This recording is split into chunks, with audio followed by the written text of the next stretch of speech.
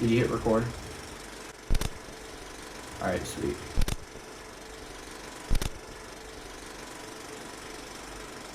I'm just warning you, you're gonna have lots of footage, alright? I'm just warning you.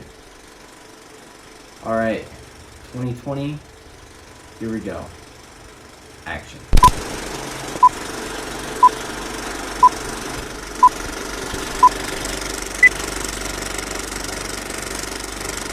2020 started off like any other year.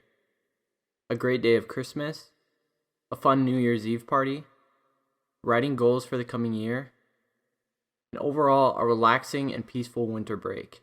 I didn't want 2020 to be like the rest though. I told myself, this year is going to be different. And it was.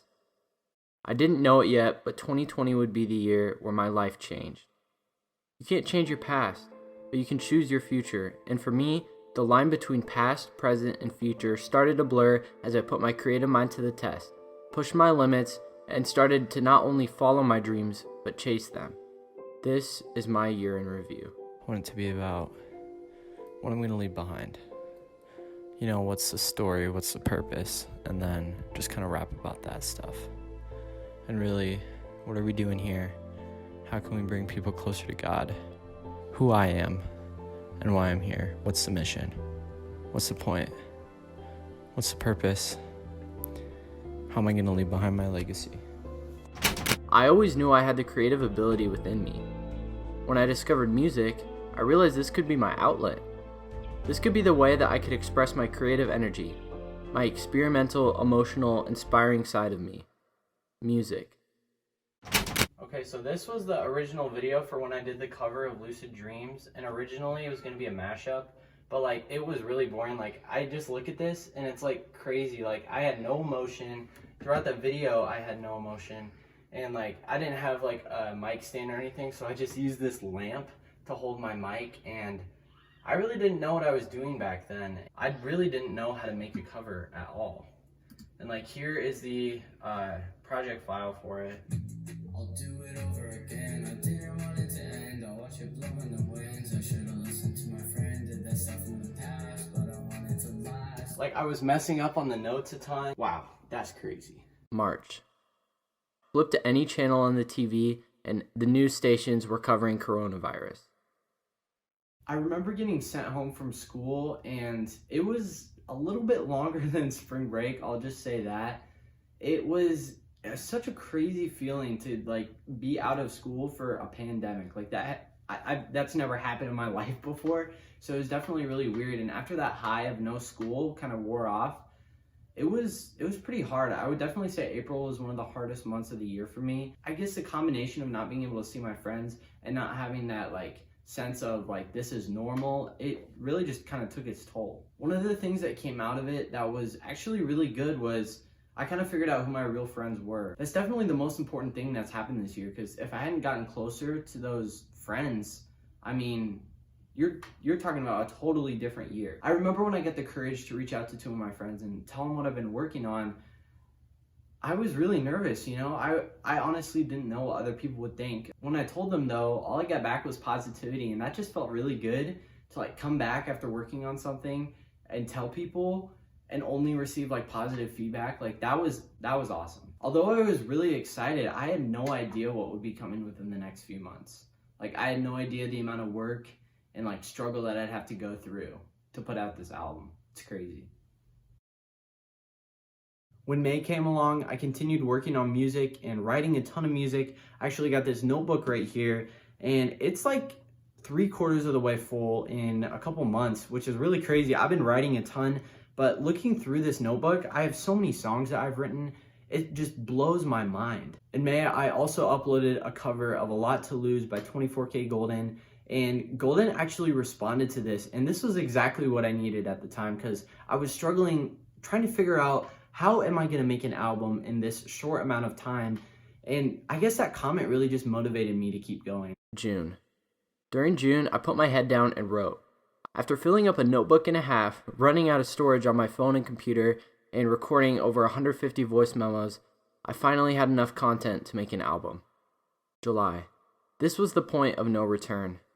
I had told a few people about the album so far, but after posting this announcement video to my Instagram and YouTube channel, everyone knew. The anticipation began to build as I worked on a collection of music, the soundtrack of the season of life I had been in. Let's just say that making this album was like walking into a room full of people you don't know. You don't know what it's going to turn out like, and it's very unknown and kind of scary at times. And I had to learn so much throughout this process and do a lot on my own. Although I did have a couple people helping me, giving me advice, keeping me motivated, I did most of this album on my own. One of the coolest things that came out of it, though, was this article in our local magazine. And I just gotta say, I don't know how I made it into the magazine. Like, that just blows my mind. I remember I emailed all the magazines in my state pretty much, didn't get a reply, but a couple months later, I just emailed my editor for my city, and I got back a reply. I got an interview. That was definitely the most impressive part of this project for sure. August, the month of release. I had gone with one of my friends to go do a photo shoot for the album, and it went really well. I remember texting him, "Hey man, thanks for taking the pictures for the album. I really appreciate it." He replied, "No problem, bro. It was fun. We should do this another time too. Can't wait for the album." After I saw that text, I sat down on the couch, put on my headphones, and went to the files for Legacy and played through the whole album. Later that night, I got on my PS4 and I was playing with some of my friends. And at about 11, I said, "Alright you guys, I should probably get to bed. It's a big day tomorrow." The next morning when I woke up, I looked outside and I heard birds chirping. Then I said, "Alexa, play the Legacy EP by Preston S." That was one of the busiest days of my life. I spent 6 hours sending out the album to anyone and everyone. If you were in my contacts, you got a link. If you were following me on Instagram, I probably asked you to post it to your story. This networking was so important to me, but at the end of the day, no one could take away my joy. I had done it. Months of hard work finally paid off. Hours of learning how to do this and that were now time well spent. I had gotten up every day for the last 5 months and chased my dreams, working so that one day my vision could come to life. And that day, not only was an amazing EP released, but it was the day I began building my legacy. September. At school, people were asking me when I would drop my next song. I told them, I have a plan. I began thinking of an idea, just a small idea. It was all based on a dream I had experienced. A fever dream. As an artist, when you get an idea, you have to write it down as soon as possible. Every idea is fleeting, and once you forget, you can't get it back. Ever. As I woke from this dream, I grabbed my notebook and wrote down everything that I remembered. Later that week, I thought to myself, this would make a cool music video. But who would direct it? So I had that dream, right? I was like, how are we going to turn this into a music video? Who's going to direct it? And then I was like, oh, I know exactly who. So I called my boy Zach, and I was like, dude, we got to make this happen. This is going to be awesome. It's going to be Halloween themed. And he got to work right away. He actually came up with the Shining concept that we make it seem like the actor in The Shining, Jack Nicholson, his journey throughout the movie is kind of this calm guy, and he ends up going insane throughout the movie. And that was exactly what we wanted to do with the music video. But the video really didn't turn out exactly how we planned it to. Originally, I wanted it to be like Travis Scott's Stargazing or Juice WRLD's Bee's Knees, where it's kind of 2 songs put together in one with a cool transition in the middle, but that didn't end up happening. I loved that original concept, but it didn't end up working because we didn't have anything for the music video to base the second part off of. For the first part, it would be The Shining, but you know, what next? Also, the original video, at the end of the video, I was going to walk in that forest and fight this demon that I had been following around for the whole video, but we actually ran out of time to shoot the music video, so that didn't end up getting included. So maybe next year we'll add that into the music video. But I just think that's really crazy looking back. Like, we had this idea of what it was going to be, but Fever Dream turned out a lot better than that idea.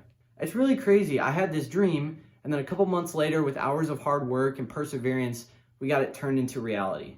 That's crazy. November. Something I had always been passionate about was YouTube. I had been making YouTube videos since 2016, and I always loved filming and editing. Towards the end of October and November, I knew that YouTube was going to be a great tool in growing my music, so I worked very hard making lots of videos and have been ever since. A lot of great videos have been created in the last few months, and it's really cool to be gaining new subscribers every time a video is uploaded. A lot goes into making these videos, but it's definitely worth it. With our school going online for a month, I was very excited to have more time to work on YouTube as well as making music. One day though, I turned on my computer, but something was different. It usually took a few minutes to boot up the computer, but this time it was taking longer. I wasn't too worried, but after a few days of trying to get my computer to turn on, I realized something was wrong. I talked to a few friends that tried to help me with the computer troubles, but there was no solution to my problem. Either way, I was surprised that the computer had lasted as long as it did. It was a cheap laptop, about 7 years old, and I pushed it to its limits until it died. Nevertheless, I spent November focusing on YouTube and putting out lots of great content. December. With my computer useless, I had only one option left: get some money or give up on music for a while. Without my computer, I couldn't make any beats or any songs. I continued to focus on YouTube as well as writing. I struggled with writing choruses and hooks, so every day for 30 days, I told myself I would write one. I improved a lot at writing and my creativity began flowing. I started working some side hustles and doing any jobs I could to get some extra money for my computer. A lot of November and December was spent planning instead of actually making these moves and putting out music, because for one reason my computer broke down and I couldn't actually make any music. But the other reason is to grow as a creative person and an entrepreneur, you have to work on yourself. You got to take a step back from life and reality for a while. You just got to work on the things that you're struggling with, and you just got to work through it and improve on those parts that you're not very good at. A lot of people don't think about this, but it's one of the most important parts to grow as a creative person. And the reason people don't think about it is because it's really behind the scenes. You don't see it because, these people are taking a step back and working on them. And this is how we grow and become better at what we do in life. As I look outside and I watch the snow fall, my current situation feels as peaceful and as safe as my future success. The past struggles, the pain, and the bad moments all melt away out of sight as I envision what will become of me. So ask yourself, what will become of you? If you stay on the path you're on right now, and 5 years from now, what will you have accomplished? What are your passions, and have you been pursuing them? If you haven't, why haven't you been chasing those vivid dreams of yours? They have become faded memories as distractions pull you away from your goals. But look now, the fog of your past is lifting. Can you see the future? Can you see your future? Imagine wasting yet another year. Imagine what you can do in just one single year. I look back on this one and know that so much can happen if you focus on the positive and not let the bad dictate your life and control you. Film and music are two of the biggest creative mediums in this world. In the movie Scarface, there's an unforgettable scene that I will always remember. Protagonist Tony Montana looks out into an unforgettable sky and sees this blimp. The blimp says, "The world is yours." I will never forget this scene. The deep meaning and symbolism will forever stay in my mind. If you've seen the movie, you'll realize that this is the beginning of the end for Tony, but it's not too late for you to start living. You can do anything. The world is yours.